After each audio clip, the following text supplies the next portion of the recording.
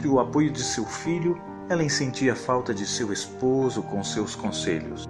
As orientações dadas por Ellen White aos obreiros europeus contribuíram muito para o avanço da causa de Deus.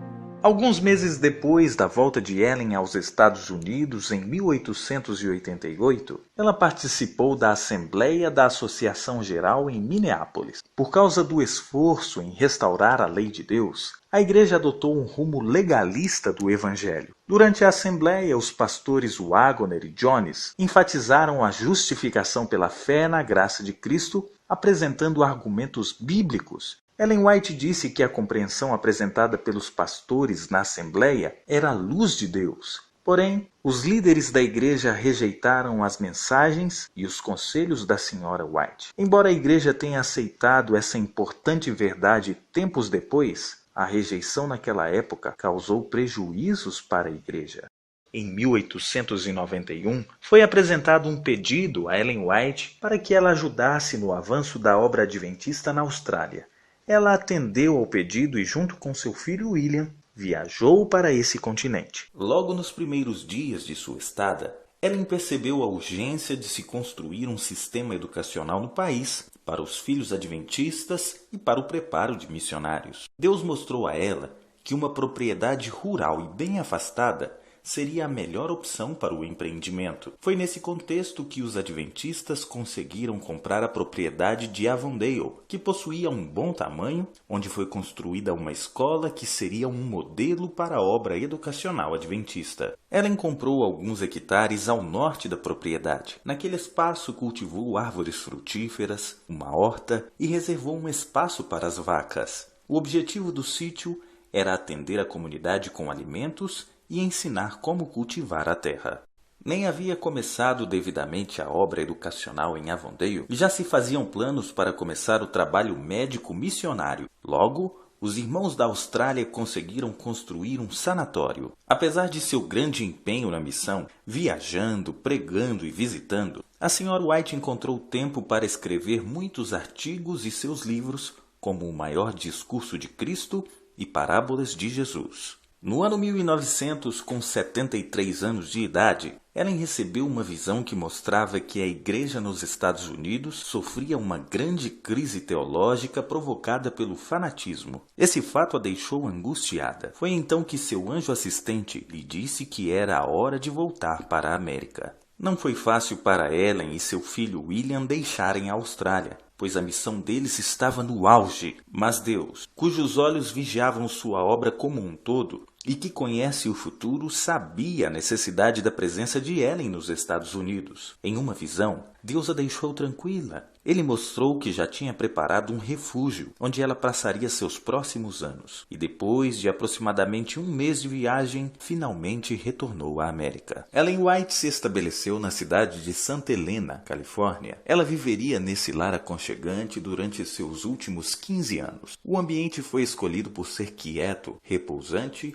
e propício para sua obra de escrever livros. Em 1901 aconteceu a Assembleia da Associação Geral no Tabernáculo de Battle Creek. Ao começar, Ellen foi chamada à frente e apresentou uma solene mensagem para os líderes. Percebeu-se que era necessário reorganizar a estrutura da igreja, para que departamentos que até então eram independentes, como a obra médico-missionária, a escola sabatina e as publicações, se tornassem oficialmente departamentos da Associação Geral. Também dividiram a liderança em uniões e associações ao redor do mundo. A maior crise enfrentada nos primeiros 60 anos da Igreja Adventista do Sétimo Dia e do ministério de Ellen White foi a crise do panteísmo iniciada pelo Dr. Kellogg. Os panteístas não creem que Deus é um ser pessoal e creem que ele seja uma essência misteriosa que está presente em toda a natureza. O Hospital de Battle Creek, dirigido pelo Dr. Kellogg, passou por grandes problemas administrativos e estava à beira da falência.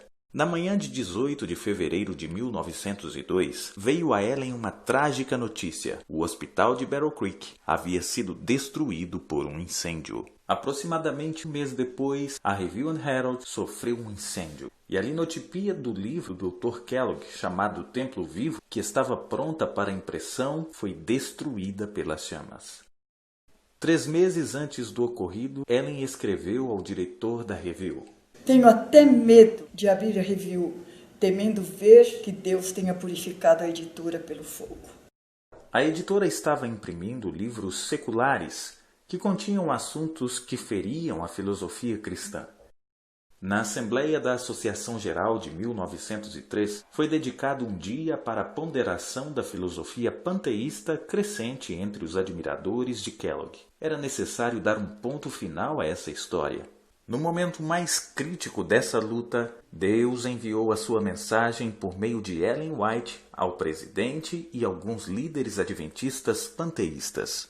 Em seus últimos 15 anos de vida, Ellen White recebeu várias de suas 2.000 visões e sonhos. Com a expansão da educação cristã adventista e a abertura de colégios, tornou-se oportuna a preparação de um livro sobre o assunto. Em 1903 foi publicado o livro intitulado Educação. Mesmo em idade avançada, testemunhas oculares recordam que Ellen White era uma mulher alegre e bem-humorada. Certa vez, uma enfermeira estava lhe dando um banho com sal para ativar sua circulação. Por engano, a enfermeira colocou açúcar na água. Ao perceber, Ellen exclamou quase rindo: Você está tentando me adoçar?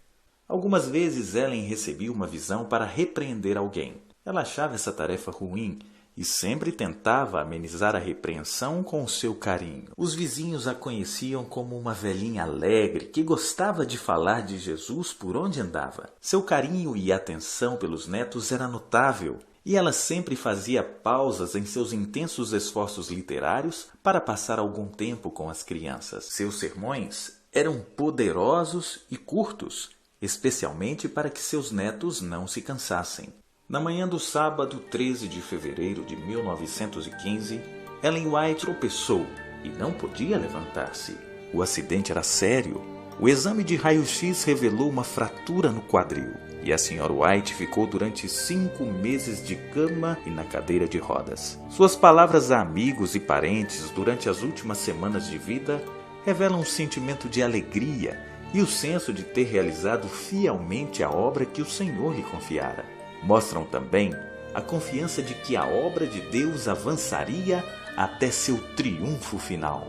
Já muito debilitada e de cama, alguém perguntou à Sra. White se deveria haver outro profeta depois dela. Ela respondeu: Nem eu seria necessário se o povo tivesse se apegado a mim. Suas últimas palavras foram: Eu sei em quem tenho crido. Ellen White faleceu no dia 16 de julho de 1915, com idade de 87 anos. Foi sepultada ao lado do esposo no cemitério em Battle Creek, Michigan. Embora sua voz tenha silenciado e sua pena descansado, as preciosas palavras de instrução, conselho, admoestação e encorajamento sobrevivem até hoje, para guiar a igreja remanescente até o fim do conflito e o dia da vitória final.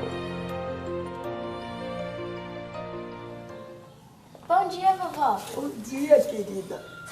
Outro dia, meu pai estava me falando de uma visão que a senhora teve. Parece que foi um caminho até o céu. Eu acho que foi sua primeira visão. Sim, querida. Estávamos muito tristes porque achávamos que Jesus iria voltar e ele não voltou. Deus quis me mostrar que ainda ele voltaria em breve. Então ele me levou a um lugar muito alto e eu vi um caminho longo e estreito que conduzia até a cidade celestial. Eu vi o povo de Deus caminhando nele e atrás deles uma luz bem forte que iluminava a passagem. O caminho era longo e difícil. E muitos irmãos desanimavam, desistiam e até caíam, mas Jesus estava lá nos animando e se olhássemos apenas para Ele, o caminho parecia fácil e calmo. Logo, nós vimos uma nuvenzinha branca. Nós sabíamos que aquele era o sinal da vinda de Jesus. A nuvenzinha se transformou numa grande nuvem de fogo com milhões e milhões de anjos. E lá estava Jesus para nos buscar. Ele ressuscitou os nossos amados que tinham descansado e todos juntos viajamos para o céu. Nós tentamos lembrar de nossos maiores sofrimentos, mas a glória da eternidade era tão surpreendente que nem conseguíamos lembrar e nós exclamávamos: aleluia! É muito fácil chegar ao céu. Eu nem tenho palavras para descrever. Quando voltei da visão, tudo parecia escuro e triste. Mas quando eu contei para os meus amigos, a esperança despertou neles novamente. Jesus voltará logo, minha querida. Precisamos estar preparados porque somos parte de seu povo escolhido para levar esta mensagem ao mundo